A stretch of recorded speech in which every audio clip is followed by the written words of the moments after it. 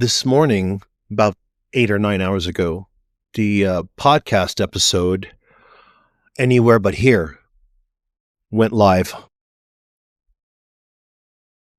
So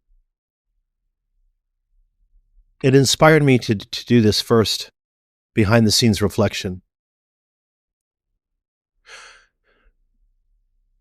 There's something I've been sitting with lately, something I didn't want to rush past or polish too much before I shared it with you.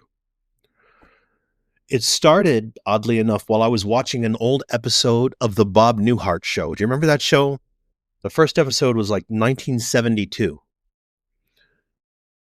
It's on Prime Video, by the way. It's just a quiet evening, flipping through something familiar. But something about it caught me deeper than usual. The show, if you don't know, the show is set in Chicago. And as I watched, I realized it wasn't just nostalgia for an old sitcom.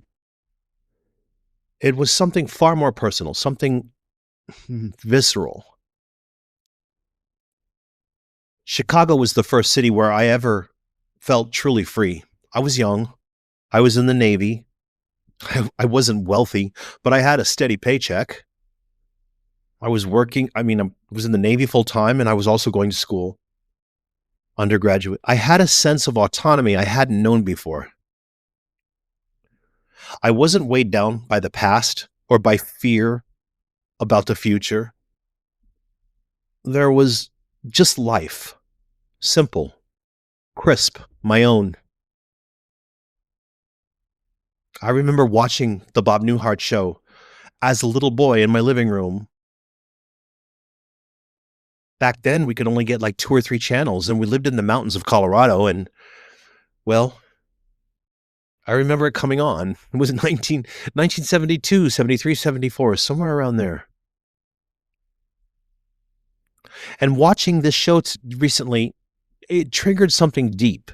Not just memories of the city of Chicago, but memories of an emotional state I had nearly forgotten. Feeling at home, feeling safe, feeling cocooned against the world, yet still completely alive inside.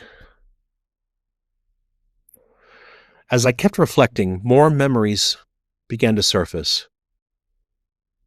Being a little boy in Colorado, bundled under blankets while snow fell outside.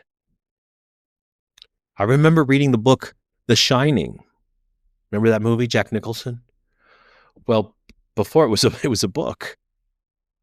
I was reading The Shining under the covers, feeling safe even as the story scared the shit out of me. I remember the smell of dinner from the kitchen. My mom used to make this homemade from scratch marinara sauce that would just fill the house with amazing smells. The smell of dinner from the kitchen, Christmas lights reflected on a window pane. The quiet presence of family nearby, not needing or demanding anything from me, just knowing that they were there.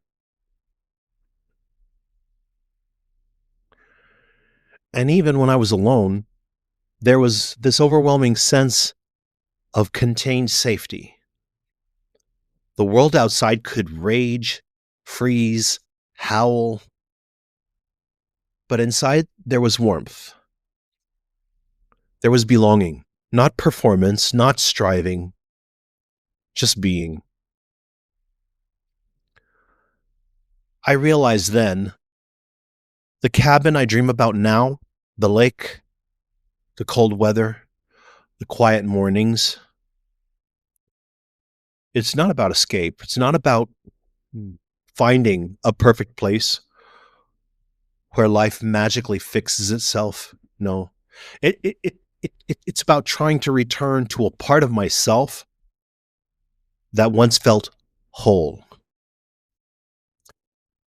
It's about rebuilding the emotional conditions where I am allowed to be who I actually am without apology, without urgency, without heat suffocating me from the outside in.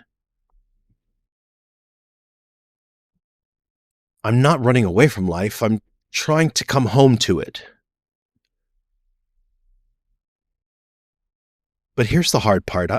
I'm not ready yet. Not physically, not logistically, maybe not even fully emotionally. And for once, I'm not trying to rush the process. I'm not turning this realization into a 5-year plan. I'm not forcing an action onto a still beating heart. Instead, I'm letting the longing be. I'm listening to it, learning from it. I'm letting it shape what I build next, quietly, from the inside out.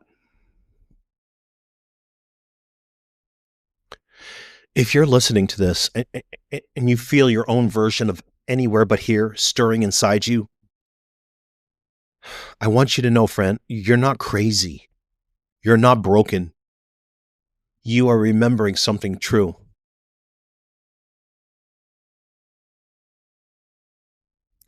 Sometimes longing is not about reaching for a new destination.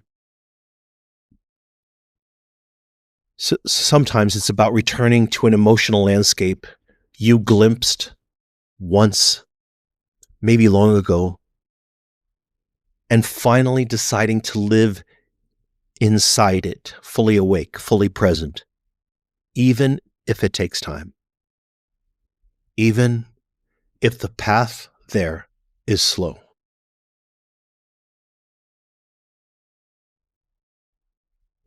Thank you for sitting with me in this raw space, for witnessing not the polished arrival, but the tender, unfinished middle. This is where real change begins. And wherever you are, you mentally, emotionally, geographically, I hope you know you are already closer to home than you think.